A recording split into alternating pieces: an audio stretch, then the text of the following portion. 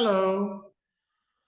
Have you ever gazed up to the stars, seeing comets flying by and wishing for a better future when a star fell down? Did you ever look up and thinking, what if? What if we are not alone in the universe? What if there are aliens out there? Maybe you weren't the only one thinking this. Millions or maybe billions of people all around the world have stood there with you, gazing, thinking, and hoping. But if there are aliens out there, wouldn't they also have had this moment in time? And wouldn't they have had gazed at the same or other stars? I think they would have for sure. And wouldn't they not have thought the same as we did? What if we meet aliens that are dangerous or hostile? As it is logic to think this, then they would have as well. And this means something. Aliens in general will protect themselves as they fear bad aliens. My name is Gerard Schieren and I have been teaching English for half a decade at TIFTech. And in my free time, I've been writing articles for a decade already. Today, I'm going to take you on a short journey where we go back to the end of World War II and make conclusions on how we as a species must learn to change. This as our history and present crises happening are more related than you might think.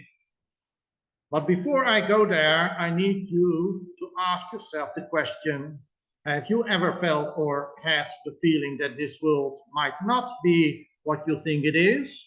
Have you ever had the questions like, why am I here? What is the purpose of life? And is this life all that we are supposed to live for?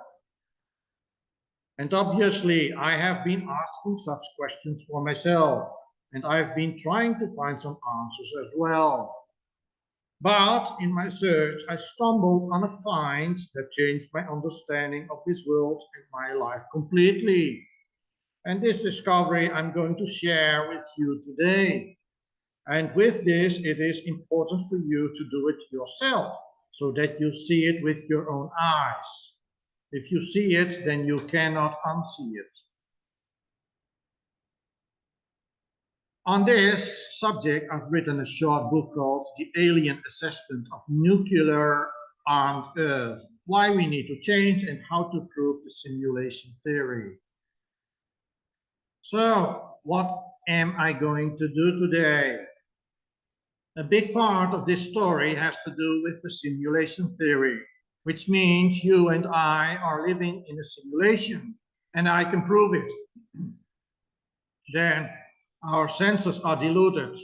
What we are seeing, feeling, and tasting is like an electric input, and so it feels real, but in reality, it isn't.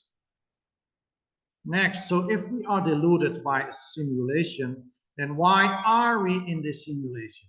It has to do with the situation at the ending of World War II, and specifically the usage of nuclear weapons resulting in things happening at Roswell.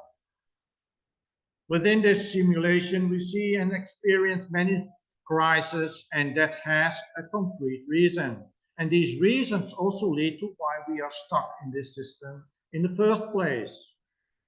But if we are stuck in a simulation, then why do we actually need to stop the usage of nuclear weapons? If it is fake, then why do we need to end it, you might ask. This as if we repeat the same mistake again, which is using mass destruction weapons on our own kind, then we are guilty of it. So we need to learn, and thus we need to stop it. So if we need to learn from it, then we for sure know that aliens are like teachers and thus are friendly and kind. But first, I start with how to prove the simulation theory. I will show it to you here first, and after my presentation, you have time at home to do it yourself and ask questions. So what do you need to do? Take a black and white paper or use a white paper, put on a black paper and place it on your desk. Then take out your mobile phone I am using my tablet with an 8 megapixel camera, and you take a picture. Use a setting with enlargement. I use 4 times enlargement as it is my maximum. But if you have 8 times scale enlargement or zoom, then you will see the results instantly. So take a photo of, for instance, your finger in front of the white and black paper. Then zoom in on the photo until you see black and white lines around your finger. Here I show you the result of what I did. Here I use the white paper in front of a black mouse pad, but you can already see that there is something going on here. Maybe not so clear now, but in the following picture I have enlarged it again. So if you enlarge it enough or zoom it enough, you get something like this. And this is so interesting. Here, what do you see? At A, you see the finger, then you see a black line with a white background. And in that white background, you see another white line. Then, with the black background, you see that this white line changes into a black line at the outside with a black background, and in the inside there is a white line. And interestingly, the white line changes into the black line here. So that's wow. That is something you can see instantly when you use 8-time enlargement with your mobile phone. So this is an interesting discovery, and in my opinion, it instantly proves that what you are seeing isn't reality. So what you see here is impossible because you are solid. If you are solid, then you don't have any strange white and black lines interacting with a white or black background. So this is impossible if you are solid, so you are not in real reality. So the question is, what are we looking at here? I can compare it with the green screen that reporters use and fill in the background. It is projected in front, but in this case, it is projected in front of your eyes. So it isn't the same as well. Then what is this? The best explanation for me is that this shows the simulation theory. The simulation theory is a theoretical hypothesis that says what people perceive as reality is actually an advanced hyper-realistic computer simulation, possibly overseen by a higher being. Okay, the higher being can be a god or aliens or whatever, but within this representation, I consider it to be alien because I have my arguments for this. So with this method that I've shown you, I do believe that this is the first concrete evidence that we are in a simulation. And as you personally can test it yourself and see it with your own eyes, then you cannot deny it. So reality is a simulation.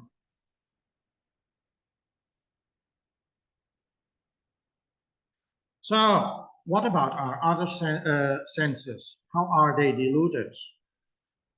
There is a method to show you how our sight is diluted. Just use your mobile phone and shine the light into your closed eyes and shine it through your eyelashes. Then you see something occurring inside your eye, and you see something like which I call subwoofers. These subwoofers you see all around, and I think that they are the positions of sounds within the system that we are trapping. Then there is also taste and smell. Taste and smell are simply electric inputs. And then there is touch, Have you ever had that feeling of pain or something touching you without any reason? I for sure have. And that is also an indication for me that there is something out there which we cannot see or understand within this system.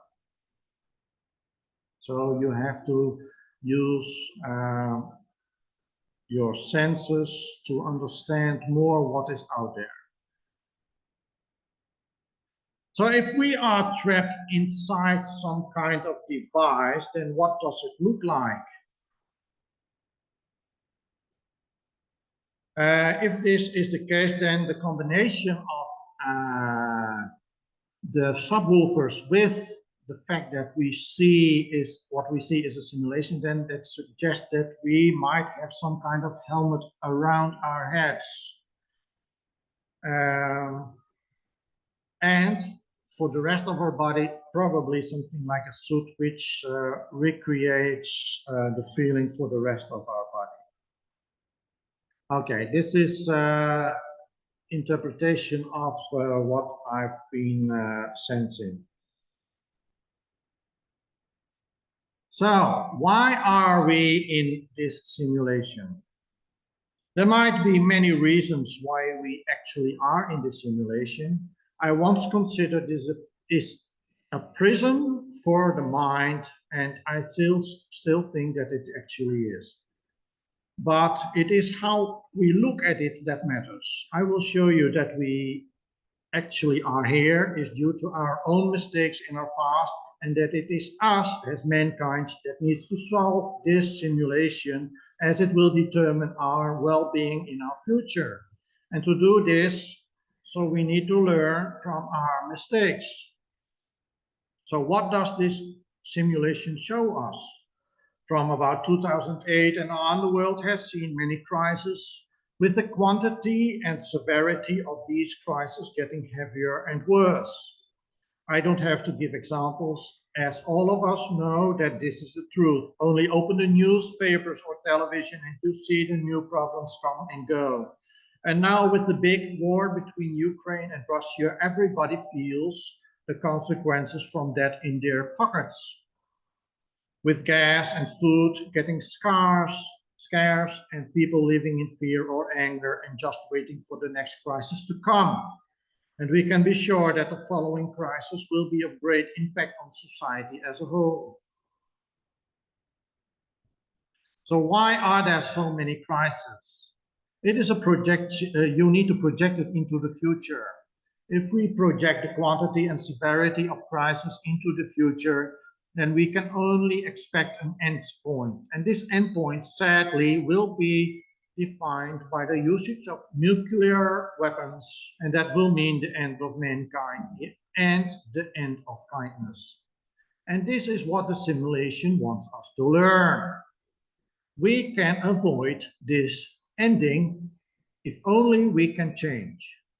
If not, then the survivors of the coming nuclear war will live based on their basic instincts, aka humanity will be de-developed by the destruction or by the reset of this simulation.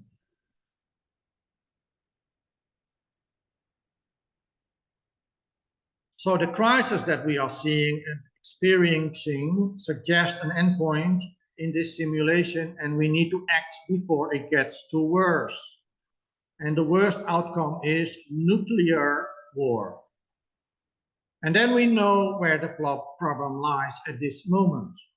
We as mankind need to change, and this is all what the simulation is about: stopping nuclear war and for us not making the same mistake again.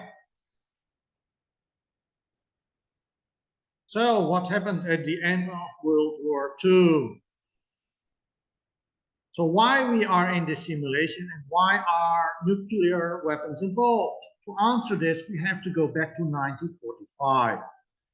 It is the period that Earth experienced the ending of World War II. During this war, scientists developed the atomic bomb. The first one called the Trinity bomb, as a part of the Manhattan Project was tested on 16 July 1945 in New Mexico.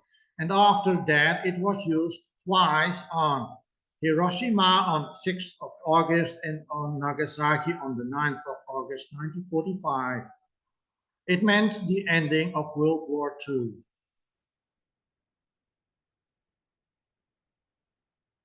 So to recapitulate, the ending of this simulation points to the ending of World War II. And that can mean one thing. And this one thing can also explain why we are in this simulation. Roswell. So Roswell, what happened there in the summer of 1947? An unidentified object crashed near Roswell in New Mexico. And that is so typical. Roswell is in the area where the first atomic bomb was tested as well. And this argument, I'm not going to try to prove the existence of UFOs, but I'm going to point out that this was the starting point of all the extraterrestrial conspiracies up to today. So why is this the starting point, and what would have triggered aliens to come and investigate us? If you see one light for just one moment, you might conclude that something happened naturally, and then you still might guess where this light might have come from. But if you see one light, two lights, three lights coming from a specific point, then you can be quite sure that it is from intelligent life form. And the three times already points out where to look for that life form.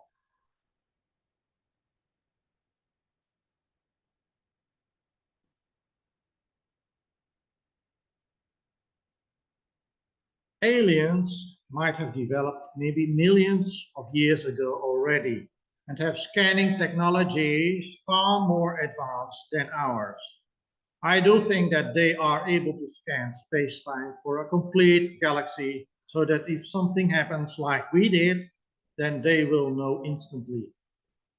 And as we signal three times in a row, then they pinpointed the origin for sure. That is why they came, and they didn't like what they encountered here. In order to protect themselves and to investigate our planet, they came in stealth. As we used nuclear weapons, then they considered us hostile, for sure. So we are the bad guys in their opinion. And thus stealth was necessary to protect them. So why are we stuck in this system? It is all about our first impression. If you go for a job interview, then what matters the most is your first impression. The first thing they see can make or break the interview, and it can get you the job. Our first impression on a galactic scale was that of mass destruction and mass murder. The aliens came here and saw what mankind had done to our own species. And from that first impression, they had to act in order to prevent worse. And that is why they put us in this simulation. So for now, this simulation is for their and our own protection. So what was our first impression actually? World War II ended in 50 to 56 million casualties and the usage of mass destruction weapons. And additionally, it gave 90 to 28 million deaths due to sickness and famine. And thirdly, it was the starting point of the usage of nuclear weapons as mass destruction weapons on our own citizens. So from that point of view, we seem to be guilty of mass murder. But obviously, for us, this was our mistake, and it was a big mistake. This was the reason for they putting us in this simulation. And I think we should understand that that this is reasonable for him. Then,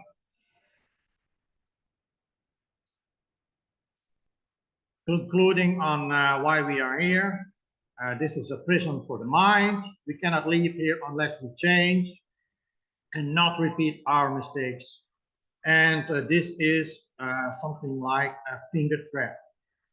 You can only get released from the finger trap if you give in. So the aliens have put us in this simulation. Then are the aliens kind? I think aliens are more similar like us than we might think. We have the wrong impression that aliens are hostile, but instead we actually are the hostile ones. At least our forefathers were. Aliens once stood gazing at their starry sky and wondered what is out there. But they also imagined that there might be hostile aliens out there. To protect themselves, they would go out in stealth to search for exoplanets with new societies. If they would be hostile, they would change them or leave them alone. But if they would be friendly, then they would be asked to join the alien society. So the group of kind aliens would be growing while the group of bad aliens would be left alone. If we do encounter aliens now, then for sure they would be friendly. And as they have placed us in a system of learning, then they for sure must be kind as well.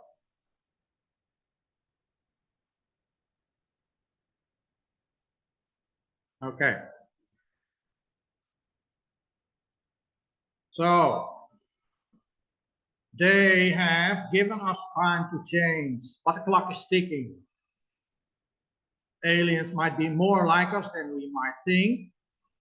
They might have created a good being group. I call it a good being group because they have a lot of beings to select from. They only select the good beings and the bad beings will be thrown away. So they don't let the bad aliens come into their galactic society.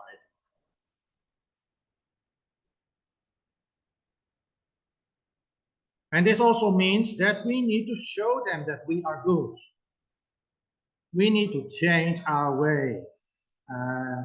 If they see that we can change, that we learn from our mistakes in the past, then we have a chance to join their good being group.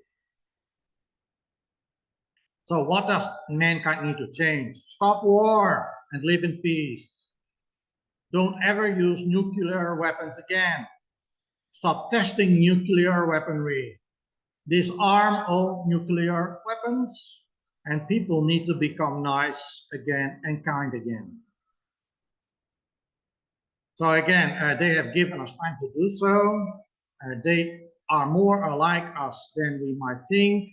And there is the good being group and there is the good alien society. So let's show them that we are good as well.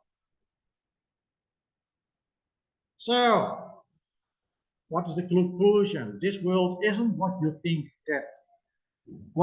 it is. By taking a simple photo, we can prove that this actually is not real, aka it is a simulation. And the reason why that we are in this simulation is of our own foolishness.